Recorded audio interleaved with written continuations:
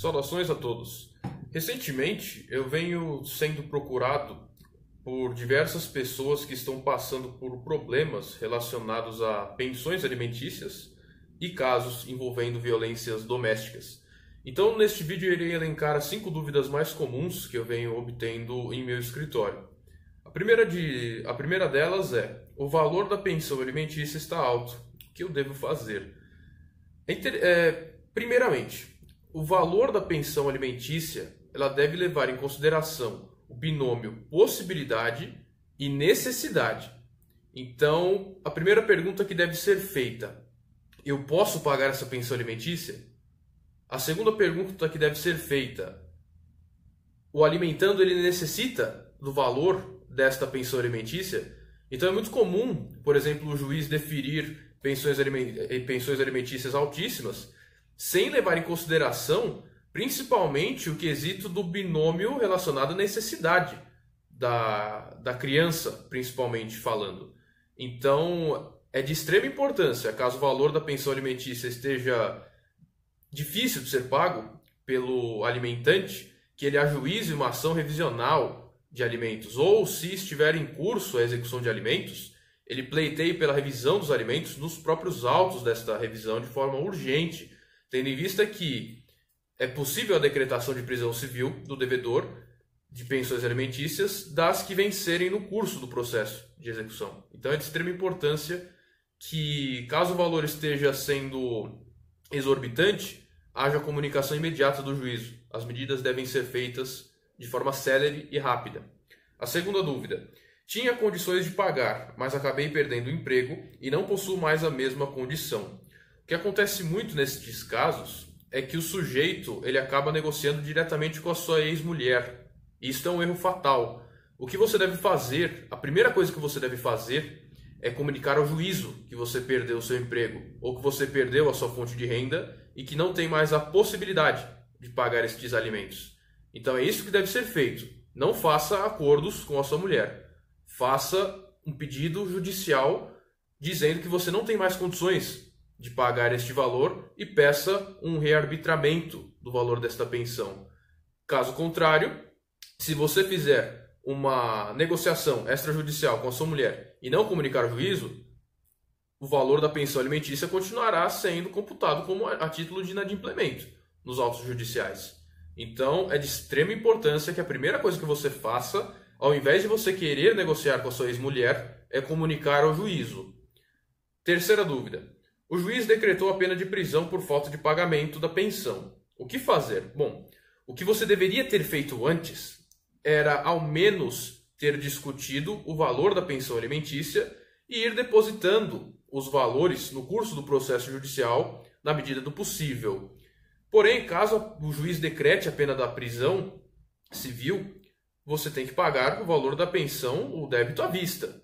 Senão, fica difícil te tirar de uma situação dessa.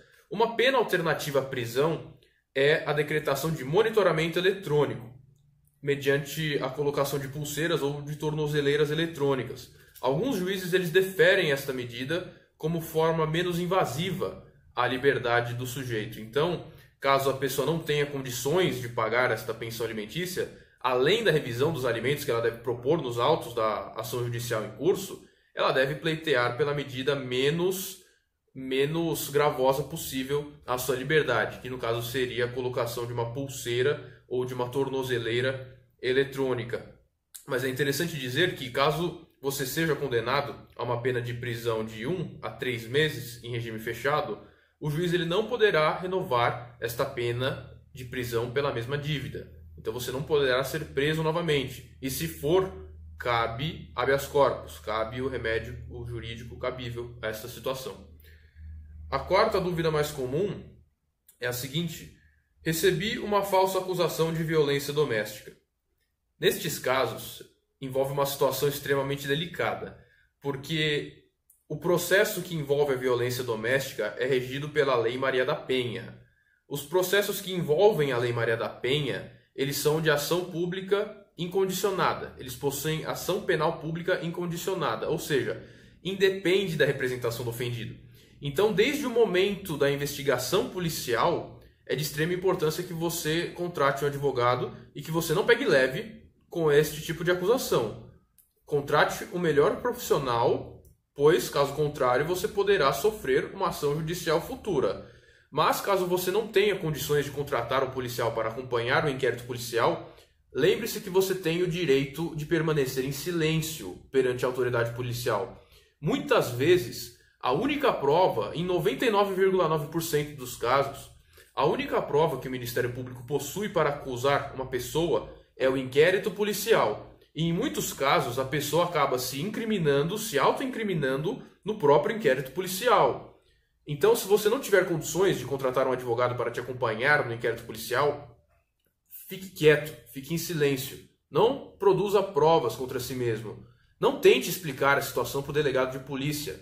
Por mais impositivo que ele possa parecer, você tem o direito de permanecer em silêncio.